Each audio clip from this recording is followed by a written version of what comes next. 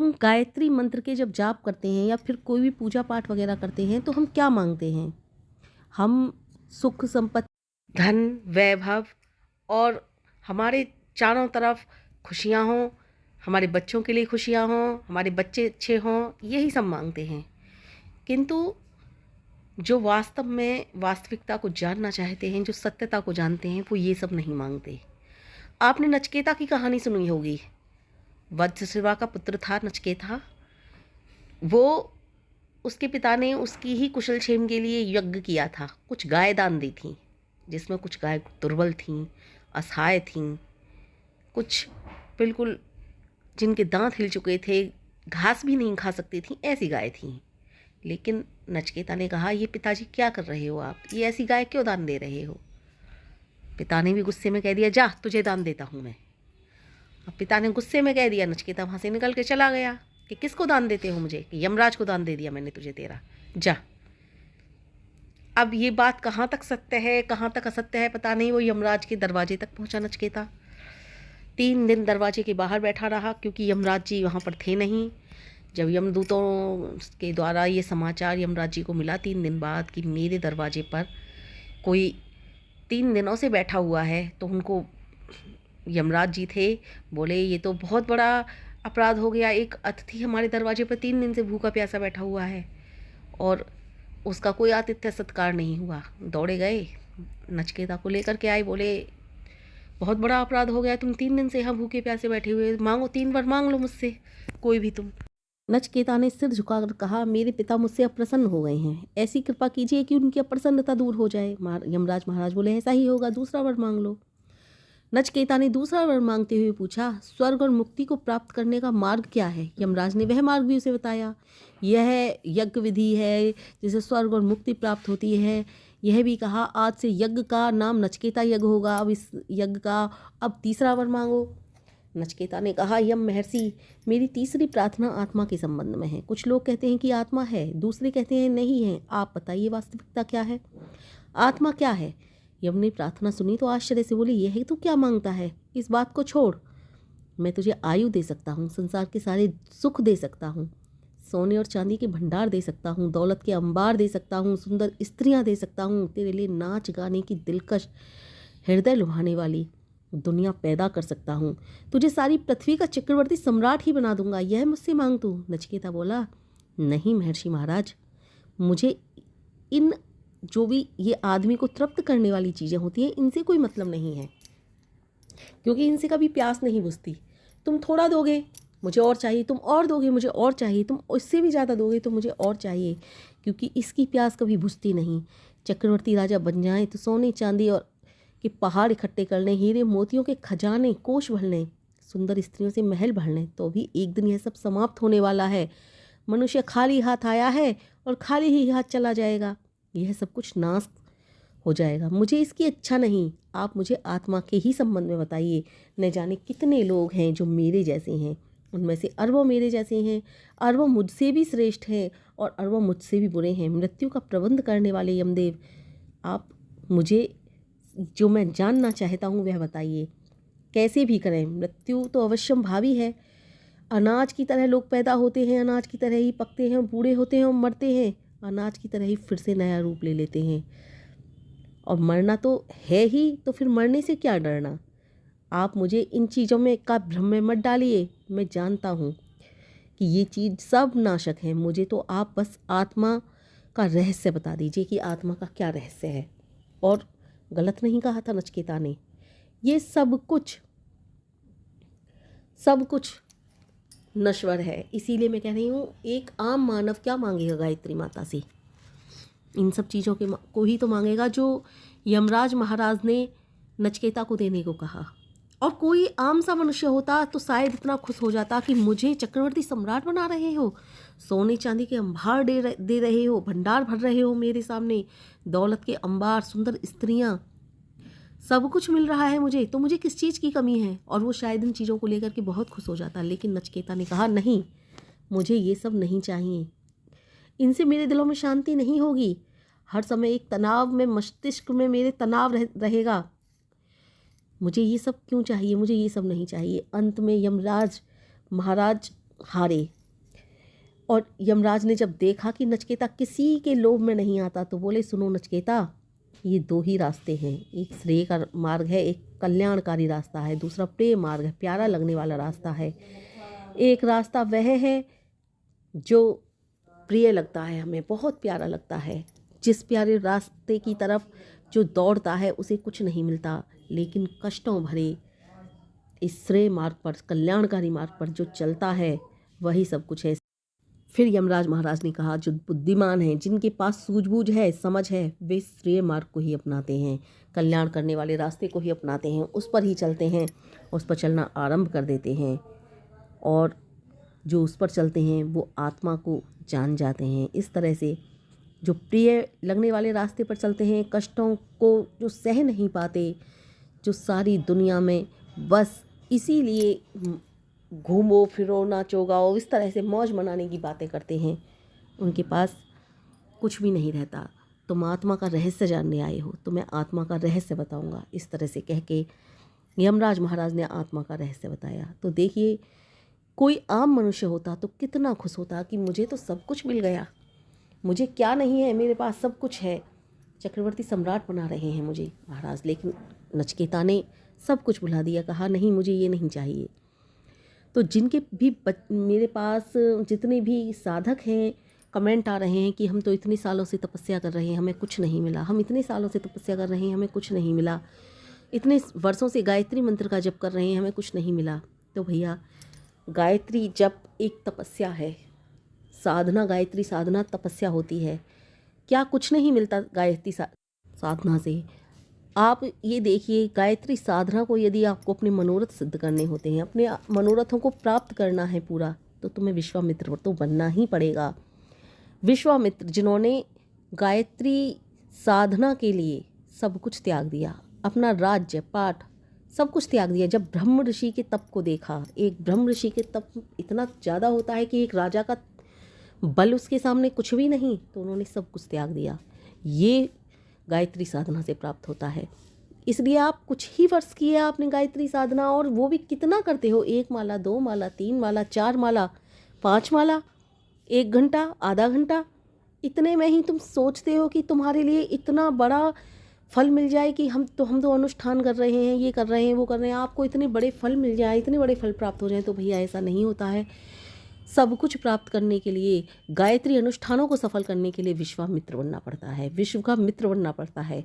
वो विश्वरथ थे उस समय, विश्वामित्र बने, तब जाकर के उनकी गायत्री साधना सफल हुई, तब जाकर के उन्हें ब्रह्म ऋषि का पद मिला। सब कुछ अपने विकार मिटाने होते हैं गायत्री साधना के जरिए। तो आम मनुष्य जो चाहता है हमारे ये मनोरथ पूरे हो जाएं, वो मनोरथ पूरे हो जाएं, लेकिन माँ गायत्री से किसी को प्रेम नहीं है, माँ गायत्री का सानिध्य किसी को नहीं चाहिए। उन्हें तो माँ गायत्री से अपने स्वप्न पूरे कराने हैं, उन्हें तो माँ गायत्री से अपनी सारी जो भी उनके मनोरथ हैं, उनकी कामनाएं वो पूर्ण करानी हैं। ये कोई नहीं चाहता कि मुझे सिर्फ माँ गायत्री का सानिध्य मिल जाए, ये कोई नहीं सोचता कि मुझे तो सिर्फ माँ गायत्री का प्रेम चाहिए। अगर आप किसी से पूछते हो कि भाई तुम्हारे पास दौलत है, फिर तुम्हारे पास अशांति का क्या कारण है, तो वो यही कहेगा मेरी अशांति का कारण मेरे बच्चे हैं, दुखी होगा बच्चों से। वो ये नहीं कहेगा मुझे परमपिता परमेश्वर मेरी भक्ति से प्रसन्न नहीं, वो कभी ये नहीं कहेगा मुझे परमपिता परमेश्वर की मैं इतनी भक्ति करता हूँ, मुझे परमपिता परमेश्वर दर्शन नहीं दे रहे। किसी अन्य से पूछो, भैया तुम्हारे बच्चे तो बहुत अच्छे हैं, तुम्हें किस चीज़ का दुख है, मेरे बच्चों के पास धन नहीं है।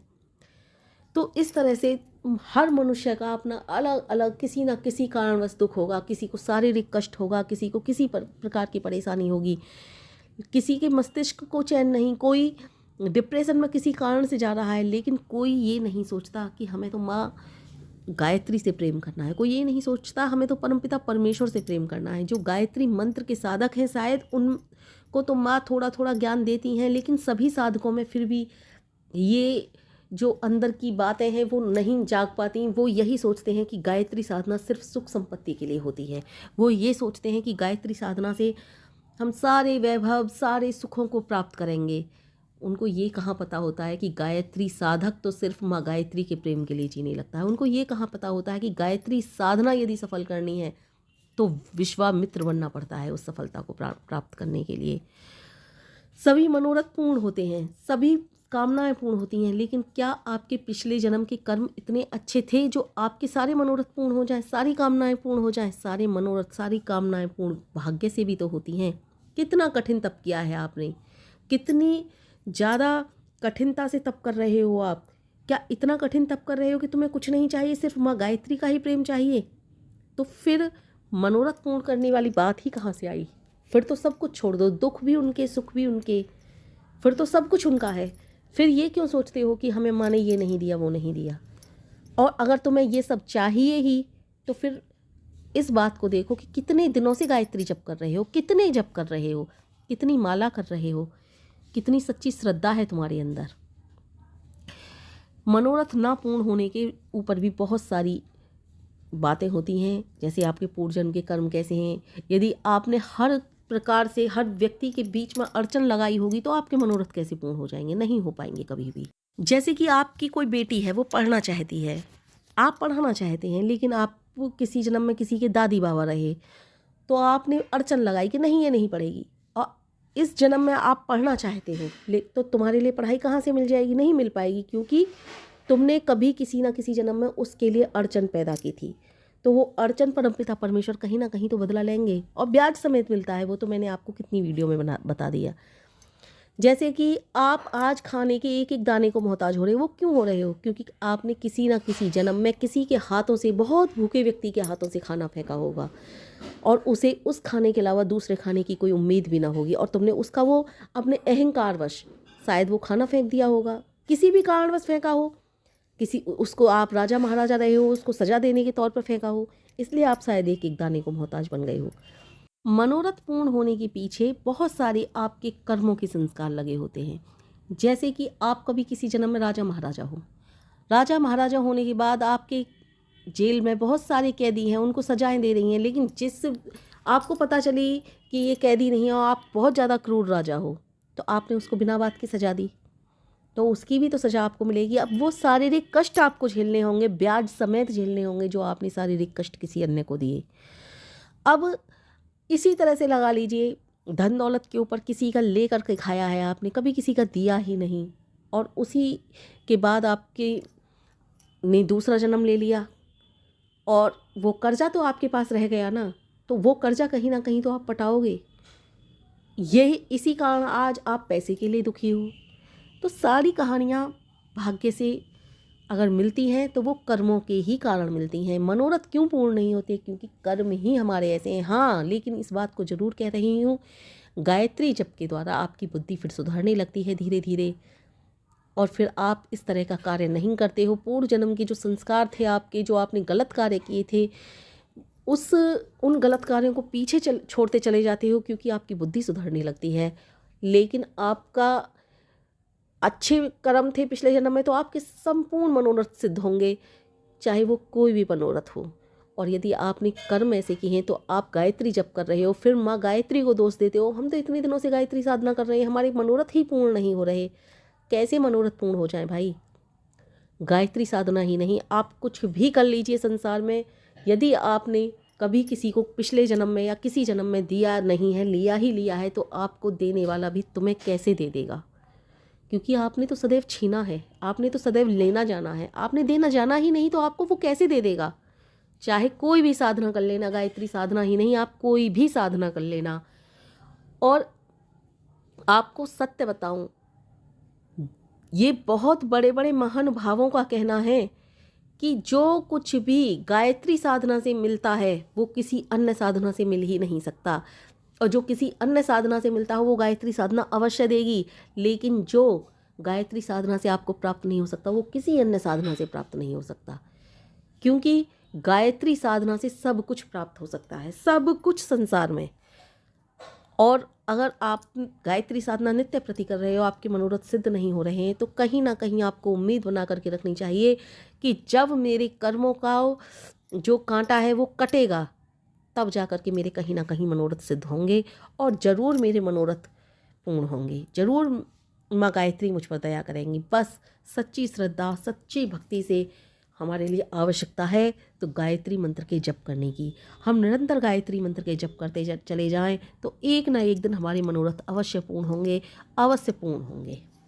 लेकिन इसमें भी एक शर्त होती है, इसमें भी ये शर्त होती है कि कहीं आपका मनोरथ किसी का अहित करने का तो नहीं है, किसी को दुख देने का तो नहीं है। पहली बात तो गायत्री साधक कभी किसी के अहित की कामना करता ही नहीं, किसी के अहित के विषय में सोचता ही नहीं। जैसे कि विश्वामित्र जी से जब कहा आपको ब्रह्म ऋषि का पद गुरु वशिष्ठ जी ही देंगे, तो उन्होंने गलत अर्थ समझ लिया कि मैं गुरु वशिष्ठ की हत्या कर दूं उसके बाद मुझे ब्रह्म ऋषि का पद मिलेगा। लेकिन वो गायत्री मंत्र का जप करते थे तो उनके हाथों पाप कैसे हो जाता। गए ही थे वहाँ मारने, उनको सत्यता का पता चला कि गुरु वशिष्ठ उनसे चिढ़ते नहीं हैं। अंत में हार मानी, उनके चरणों में गिर पड़े। सारे विकार जब समाप्त हो गए तब उन्हें ब्रह्म ऋषि का पद मिला, क्योंकि इच्छा थी, उनका मनोरथ था मैं ब्रह्म ऋषि बन जाऊं। जब तक उनके सारे विकार न मिटे, जब तक वो विश्वामित्र न बन गए, तब तक उनको ब्रह्म ऋषि का पद नहीं मिला। इसी तरह से यदि आपके मन में किसी के अहित की कामना नहीं है, सदैव हित की कामना है, तो आपके मनोरथ अवश्य पूर्ण होंगे। आप श्रद्धा विश्वास के साथ गायत्री मंत्र का जप करते चले जाइए, आपकी एक एक इच्छा पूरी होगी। आप अपने अंदर के विकारों को तो मिटाइए, आप अपने अंदर हर किसी से प्रेम को तो करिए। जब हर किसी से प्रेम करोगे, अपने विकारों को मिटाओगे, इस विश्व के विश्वामित्र बन जाओगे, तो फिर क्या ऐसा रह जाएगा जो आपके पास नहीं है। आपकी सारी इच्छाएं पूर्ण होंगी, कोई इच्छा ऐसी ना शेष रहेगी कि आपकी ये पूर्ण ना हुई। आप एक बार करके तो देखिए, माँ गायत्री से प्रेम से, श्रद्धा से सारे विकारों को मिटाकर, बस किसी के अहित की कामना आपके हृदय में ना हो, किसी से जलन, किसी से ईर्ष्या, किसी से द्वेष, अहंकार, ये सब के सब जब आपके अंदर से खत्म हो जाएंगे, सब सारे के सारे दोष मिट जाएंगे, फिर माँ गायत्री तुमसे प्रसन्न होंगी। माँ गायत्री तुम्हें सारे मनोरथ तुम्हारे पूर्ण कर देंगी, तुम्हें किसी से कोई शिकवा शिकायत की जरूरत ही ना पड़ेगी।